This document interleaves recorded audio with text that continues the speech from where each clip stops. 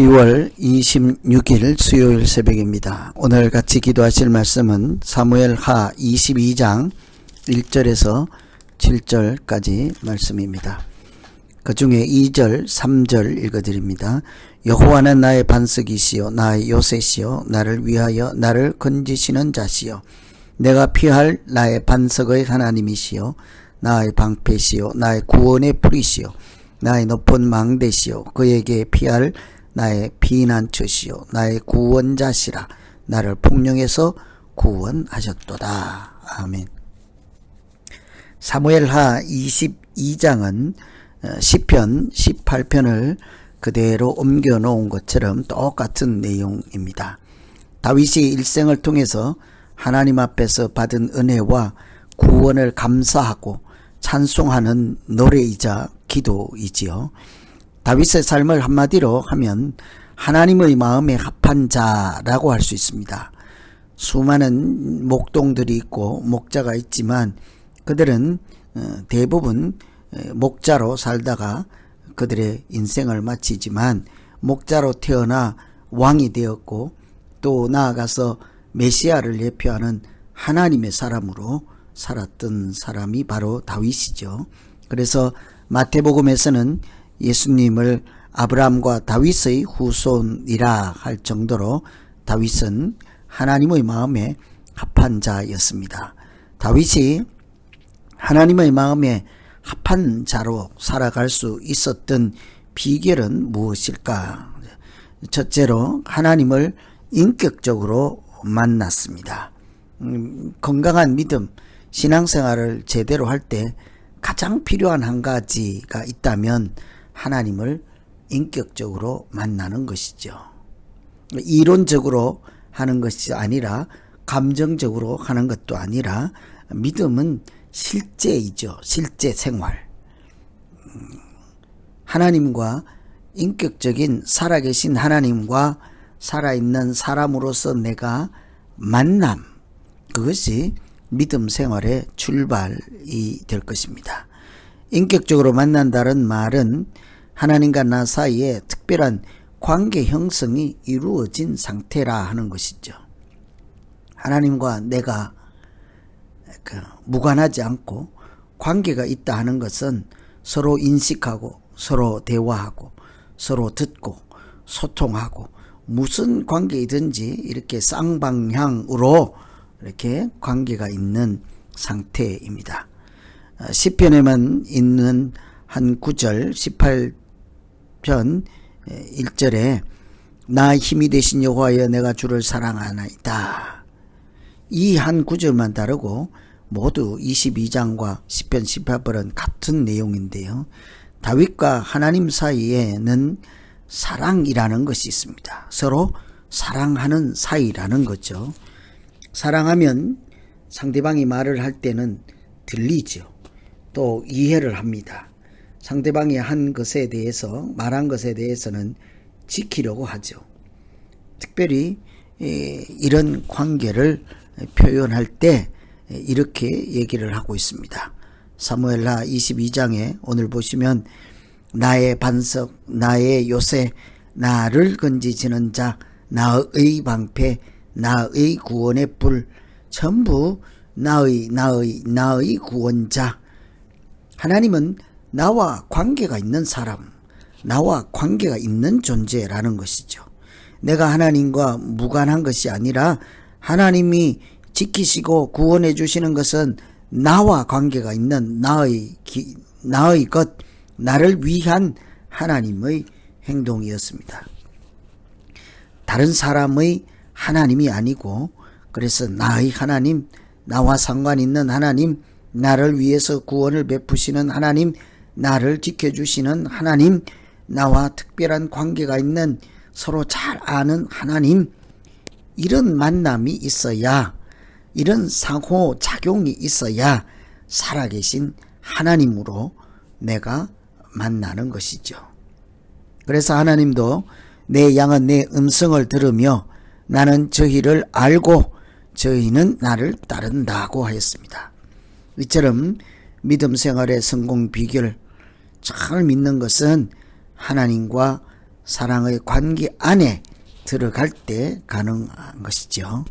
그래서 특히 하나님과 대화가 점점 깊어가고 기도가 깊어지면 우리가 단순히 내가 필요한 것을 요구하는 것이 아니라 하나님과 사랑의 대화를 나누고 하나님의 마음이 무엇인지를 궁금해하고 하나님이 원하시는 것이 무엇인지를 알게 되고, 그래서 기도란 하나님의 뜻을 구하는 단계로 발전하게 되는 것입니다.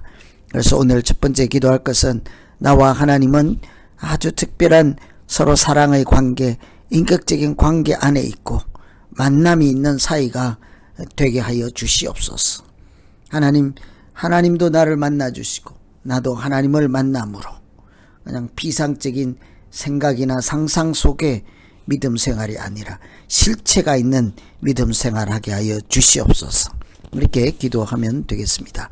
두 번째는 평소에 늘 소통하고 교제할 때 그것이 하나님의 마음에 합한 자로 살아가는 믿음 생활이 될 것입니다. 다윗은 어려울 때마다 하나님을 바라보고 소통했습니다. 7절에도 보시면 내가 환난 중에 여호와께 아뢰며 나의 하나님께 아뢰었다. 그가 성전에서 내 소리를 들으시며 나의 부르짖음이 그 귀에 들렸도다. 다윗도 과거를 돌이켜볼 때 5절 6절 고백하는 것처럼 사망의 줄, 소홀의 줄에 매인 때가 있었습니다. 그럴 때라도 다윗은 그때일수록 더욱 주님을 바라보았죠. 환난의 때는 더욱 하나님께 부르짖었습니다. 그리고 하나님의 응답하심을 경험하죠. 사탄이 우리를 공격하는 것은 환난을 통해서 우리가 하나님으로부터 떠나게 하는 것이 사탄의 전략이요 목표이죠. 그런데 다윗은 반대로 어려울수록 더욱 하나님을 바라보고 가까이 나아갔던 것입니다. 우리도 마찬가지로 하나님을 더 잘 알기 위해서 기도하고 말씀 읽고 또 말씀 묵상하고 더 하나님과 교통하며 상호 신뢰의 관계 안에 들어갈 때 그때부터 우리 믿음은 허상이 아니라 실상으로 그렇게 살아갈 수 있게 됐죠. 성경에 나오는 히스기야라는 왕도 어려울 때 사람들을 다 내보내고 벽 앞에 무릎 꿇고 기도하죠. 주여, 평소에 내가 하나님 앞에 어떻게 행동하고 내가 얼마나 하나님께 순종하였는지 기억하옵소서. 지금 뭐래요? 자기가 평소에 어떻게 했는지, 어떻게 순종했는지 하나님 앞에 철저하게 그렇게 했다는 거죠. 그러니 히스기야가 기도할 때 하나님이 들으시고 생명도 연장해 주는 것이지 않겠습니까?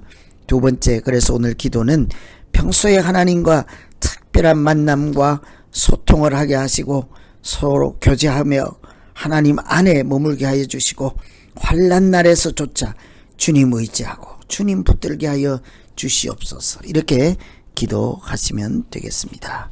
오늘은 사무엘하 22장 마치 시편 18편처럼 같은 내용을 가지고 우리가 건강한 믿음 또 하나님 마음에 합한 자로 살아가는 비결로 인격적 만남이 있고 그냥 상상 속이나 생각이나 그냥 허상을 쫓는 믿음 생활이 아니라 실제적으로도 살아계신 하나님과 소통하고 만나고 대화하고 교제하고 살아있는 믿음 생활하게 하여 주시옵소서.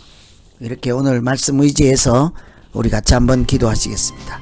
하나님 아버지, 다윗은 늘 하나님과 소통하고 기도하고 아뢰고 마치 살아계신 하나님 옆에서 인생을 살아가는 것처럼 그렇게 믿음 생활하였습니다. 믿음은 그냥 따로 다른 제3의 인생이 아니라 살아계신 하나님과 내 삶의 현장에서 더불어 살아가는 것 자체가 믿음 생활의 진면목인 것을 알게 하시고 내가 천국에 올라가거나 어느 산 위에 올라가거나 특별한 시점과 장소에서만 만나는 하나님이 아니라 살아계신 하나님이 내가 이곳에 있는 이 현장에서 나와 동행하시고 인도해 주시고 보호해 주시는 은혜 속에서 그렇게 살게 하여 주시옵소서. 그것을 믿음 생활이라 하든지 뭐라고 부르든지 간에 믿음의 실체가 있어서 살아계신 하나님과 소통하고 인격적 만남으로 그렇게 삶을 누릴 때 그것을 믿음 생활이라 부르게 하시고 실제로 그렇게 하나님의 자녀로 살게 하여 주시옵소서. 예수님 이름으로 기도하옵나이다. 아멘.